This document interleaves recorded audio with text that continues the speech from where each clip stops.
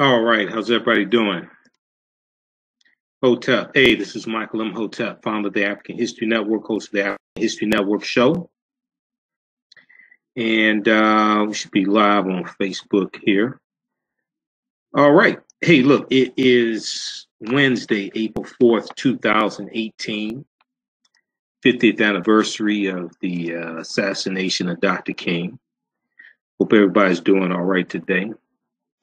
You probably saw some of the articles we posted on our fan page, the African History Network, today, and the Facebook Live broadcast I did from the Charles H. Wright Museum of African American History today as well.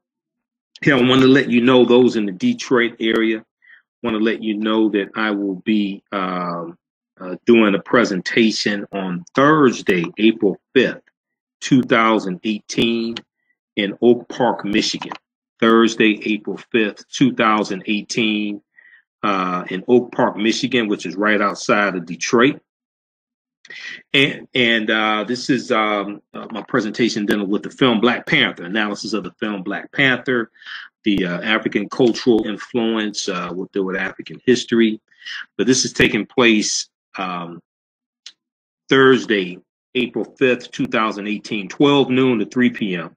So you can come on your lunch hour, 12 noon to 3 p.m. At the this takes place in Oak Park, Michigan, at the Crown Point building. This is an office building. The Crown Point building, 25900 Greenfield Road in Oak Park, Michigan. 25900 Greenfield Road in Oak Park, Michigan. Suite 340. Suite 340 is free event, donations accepted. Visit AfricanHistoryNetwork.com for more information. AfricanHistoryNetwork.com for more information. All right. But some of the things that we'll deal with in the presentation, the film Black Panther is is done over 1.3 billion worldwide. It was number one movie for 5 weeks in a row. You're going to see also a change in the type of movies that are coming out of Hollywood. So we'll talk about the cultural influence. We'll talk about the various African cultures that we see in the film. We'll talk about the impact it's going to have on movies in the future. We know Viola Davis, it's already been announced that Viola Davis, her production company, is coming out with a movie called The Woman King, which deals with the African female warriors of Dahomey. And Lupita Nyong'o is going to star in this film also, and this deals with the African, the Dora Milaje that are depicted in the film, the female warriors that protect T'Challa, played by Chadwick Boseman, who is the Black Panther. It's believed that they are based upon the Dora Milaje, and these were African female warriors of Dahomey in West Africa, among the Fo people, and they existed from the 17th century to the 19th century, and they were involved in the Franco-Dahomean War of 1890. Okay, here's a picture of the Ahosi, also known as the Mino. Okay, they were also called the King's Wives. Okay, or our mothers. And these were African female, ferocious African female warriors, So we'll talk about the African cultural influence. We see the isiXhosa language that's used in the film, the language that John Kanai, who plays T'Chaka, the father of T'Challa, the father of Chadwick Boseman's character. This is a South African language that's spoken. So we see African culture all throughout this film. To understand the film, you have to understand the Black Panther comic book. So these are some actual slides from the presentation that I'll be doing Thursday, April 2018 in Detroit, Oak Park, Michigan, the Crown Point office building, the Crown Point building, 25900 Greenfield Road. Free event, donations accepted. Visit AfricanHistoryNetwork.com, AfricanHistoryNetwork.com for more information. And we know, I did a online lecture dealing with Black Panther this past Saturday. Okay, so if you missed that, The online lectures, they're on demand, so you can go back and watch those. And we have a bundle pack also. The bundle pack's on sale right now. You get six of the online courses for $60, regularly $130. That includes the one that I did on Black Panther. We'll post the information here on the thread about that. You can also go to AfricanHistoryNetwork.com about it. All right, so to understand the film Black Panther, you have to understand the Black Panther comic book. And I've been going through researching that. So I've read about 100 articles dealing with the film. I've seen the film twice, and been researching the history of the Black Panther comic book as well. So we know that the Black Panther character was created by Stan Lee and Jack Kirby and introduced July of 1966 in Volume 1, Issue 52 of the Fantastic Four. It was a two-part storyline. It was Issue 52 and Issue 53. And this is the first mainstream African superhero that we see. So the character is not African American, right? He's African, 100% Wakanda. Now, Wakanda is a fictitious African nation, right? But the word Wakanda is not made up. The word Wakanda is in the Sioux Indian Native American language. It's in the Omaha Ponca Native American language as well. Okay, we see it there. And so it means possesses secret powers. It's not a made-up word, all right? And it's in the Bantu language. It's in African languages also. It's in the Bantu language as well, Wakanda, all right? So it's not something that they created. I don't know how much Jack Kirby and Stan Lee knew about the word, but it's very interesting that they picked that word, okay, for this fictitious African nation. So in the Fantastic Four comic book, right? The Black Panther defeats the Fantastic Four in their own comic books. Issue 52 and 53. He defeats the Fantastic Four in their own comic book.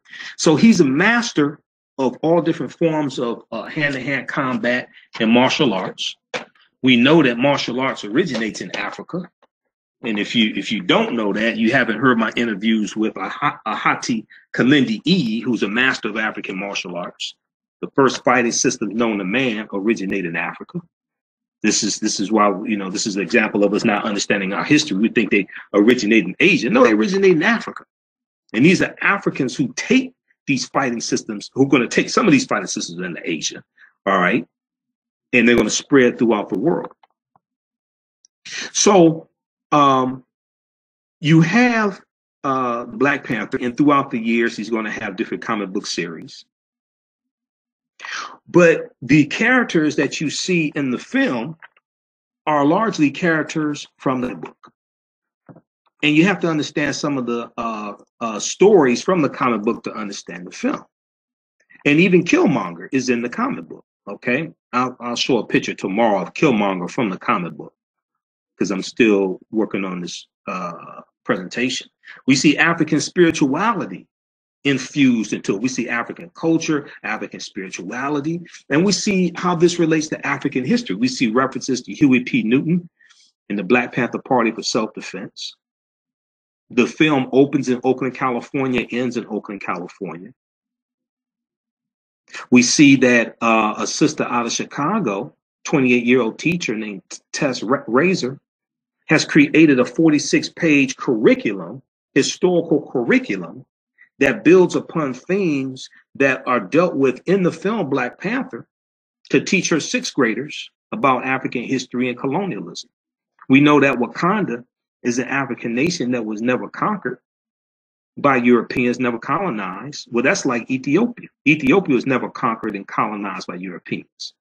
We see the Battle of Ottawa in 1896, Emperor Menelik II defeating the Italians. We see the Italians come back in 1935 and 36. They're going to occupy Italy, but they're going to be defeated in 1941. So we see Ethiopia was the only African nation, with the exception of Liberia, but Liberia was created by the U.S. in 1821 through the American Colonization Society. When we see vibranium is a metal that fuels their technology, right? but vibranium is to coltan, which comes from the Congo, and Congo is used to fuel technology. Coltan is used to fuel technology. It's in every cell phone. It's in every computer. Coltan, right? So we see some similarities, even though it's fiction, because people say, "Oh, the movie's fiction. The movie's fiction. You can't learn anything from fiction." You don't understand. If you think you can't learn anything from fiction, that means you don't understand history, and you don't understand how images influence the way people think, feel, act, and behave. The miniseries Roots. If you go back and study Roots had a huge impact on African Americans. African Americans wanted to reconnect to Africa, learn our history, ancestry. All this Roots was based upon a novel. The miniseries that we saw on ABC was based upon a novel written by Alex Haley. But Roots was not a history book. It was loosely based upon him researching his ancestry, okay, and stories handed down in his family generation after generation, okay, and you have these stories built upon these.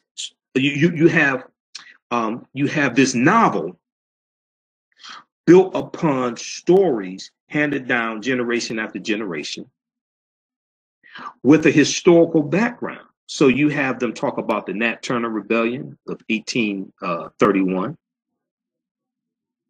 You have them talk about the Civil. You have them deal with the Civil War. You have a historical background, but you're going to have family members created based upon stories that were told in this family generation after generation. And then you're going to have fictitious characters that are probably composite characters of some real life people, things like this. But I mean, Roots won Emmy Awards. Roots was, when you go back and study 77, I think it came out, Roots was a huge phenomenon. I remember when it came out. I remember going to the store and seeing stacks of displays of the book. I remember the soundtrack came out. People were buying the soundtrack. And it was an all-star cast. Even O.J. Simpson was in Roots. He may not want to admit it today, but even O.J. Simpson was in Roots, right? So people don't, and see, real teachers understand how to take fiction and relate it to reality and relate it to history.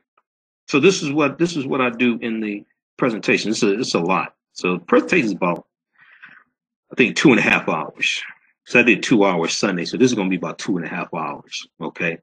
So some of the things we deal with, and this is a book that you want to get because this is a book that I'm researching.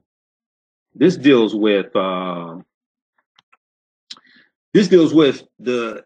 past 52 years of the Black Panther comic book and the Black Panther character, and it changes. It goes through storylines, things like this, right? So Killmonger is in here. Everett K. Ross, who in the comic books is with the State Department, the white guy. In the movies, a CIA agent, right? He comes from the comic books. Okay, Ulysses Claw.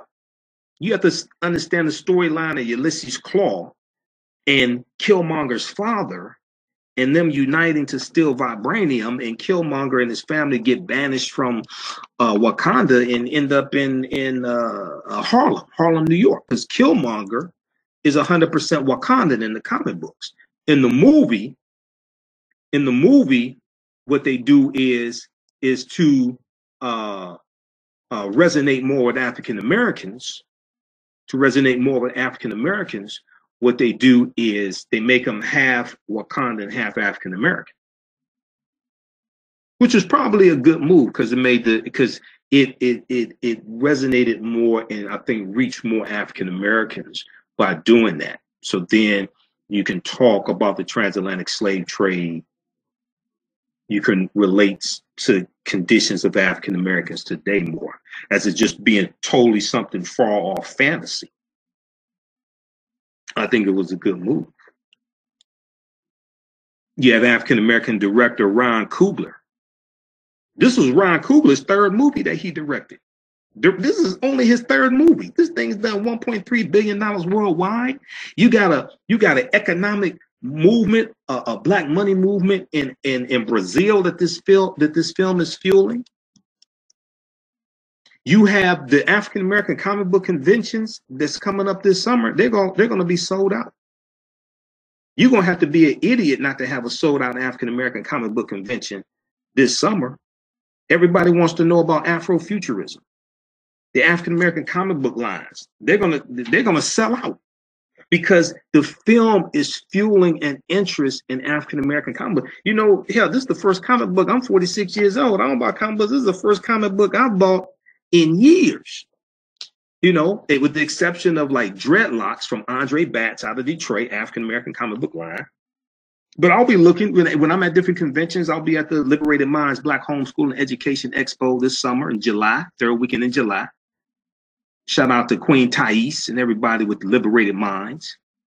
I'm gonna get some comic books, the African American comic book lines. You know, and I have a 1-year-old daughter, so I'm gonna get some stuff for her too. You know, so this thing is huge. People don't understand. You have this fueling African American owned businesses also, businesses that sell African garb.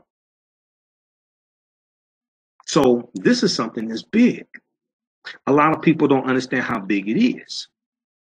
Okay, so these are some of the things we're going to talk about Thursday.